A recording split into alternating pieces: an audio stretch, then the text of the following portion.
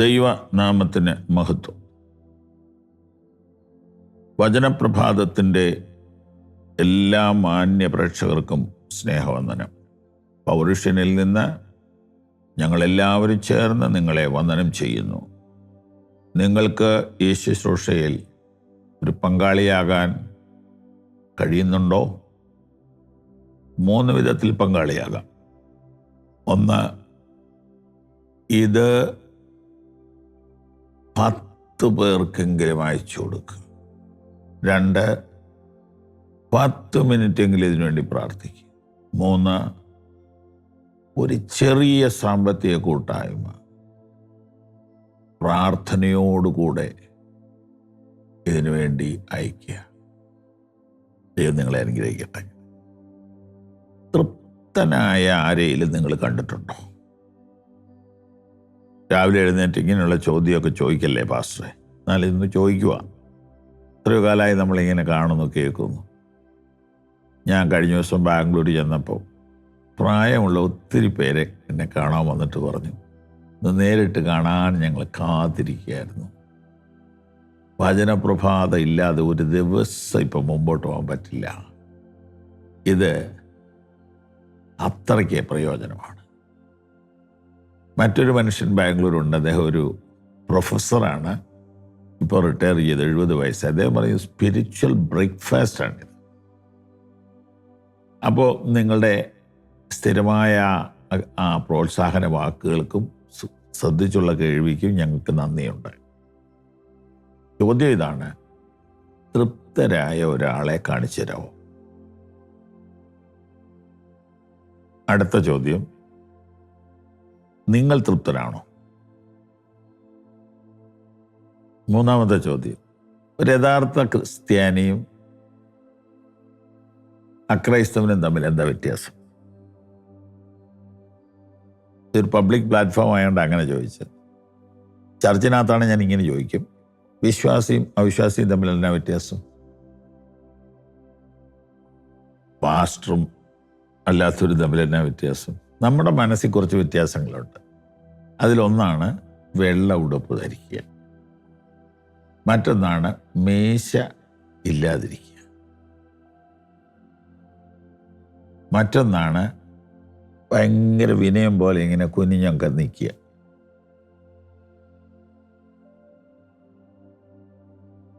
എന്നാൽ അത് ആർക്കും ചെയ്യാവുന്ന ഇതൊക്കെ ഏത് കള്ളനും ചെയ്യാം. ശരിക്കും ആ വ്യത്യാസം ഇങ്ങനെ പറയാൻ എനിക്ക് ആഗ്രഹമുണ്ട്. യഥാർത്ഥ ക്രിസ്ത്യാനി തൃപ്തനായിരിക്കും.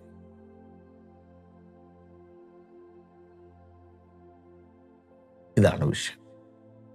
ഞാനതൊന്ന് വായിക്കട്ടെ. ഫിലിപ്പിയ ലേഖനം 4-ാം അധ്യായം 12-ാം വാക്യം. ദുർഭിക്ഷതയിലായിരിക്കാനും സുഭിക്ഷതയിലായിരിക്കാനും എനിക്കറിയാം. ഏത് സാഹചര്യത്തിൽ ജീവിക്കാനും തൃപ്തനായിരിക്കാനും വിശന്നിരിക്കാനും സമൃദ്ധിയിലിരിക്കാനും ദാരിദ്ര്യത്തിലിരിക്കാനും എല്ലാ അവസ്ഥയിൽ ജീവിക്കുന്നതിൻ്റെ രഹസ്യം ഞാൻ പരിശീലിച്ചിരിക്കുന്നു. I have learned the secret of being content no matter what happens. നല്ല പ്രയോഗം അല്ലേ? I have learned the secret of being content no matter what happens. എന്ത് സംഭവിച്ചാലും എനിക്കൊരു തൃപ്തിയുള്ള മനസ്സ് സൂക്ഷിക്കാൻ ഉള്ള പാഠം ഞാൻ പഠിച്ചിട്ടുണ്ട്.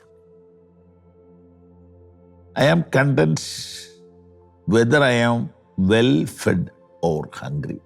ഒന്നാന്തരായിട്ട് കഴിച്ചാലും ഇല്ലെങ്കിലും ഞാൻ തൃപ്തനാണ്. I am content whether I have more than enough or not enough. അല്ലേ, എഴുതി വെക്കാൻ കൊള്ളാം. Whether I have more than enough or not enough. അങ്ങനെ വരുമ്പോൾ കണ്ടൻമെൻറ്റ്, തൃപ്തി, സംതൃപ്തി എന്ന ഈ ഒരനുഭവം ഏറ്റക്കുറച്ചിലുകളുടെ അടിസ്ഥാനത്തിൽ വരുന്നതല്ല. പണം, ആരോഗ്യം, സൗന്ദര്യം, മറ്റു കാര്യങ്ങൾ. ഇതൊക്കെ കൂടിയാലും കുറഞ്ഞാലും എൻ്റെ ഉള്ളിലെ ആ ഒരു തൃപ്തി എന്ന് പറയുന്ന സാധനം കുറയുന്നില്ല. ഇതാണ് പൗലോസിൻ്റെ ക്രിസ്തീയ അനുഭവം. ഇത് താൻ പറയുമ്പോൾ താൻ ജയിലിലാണ് കിടക്കുന്നത്.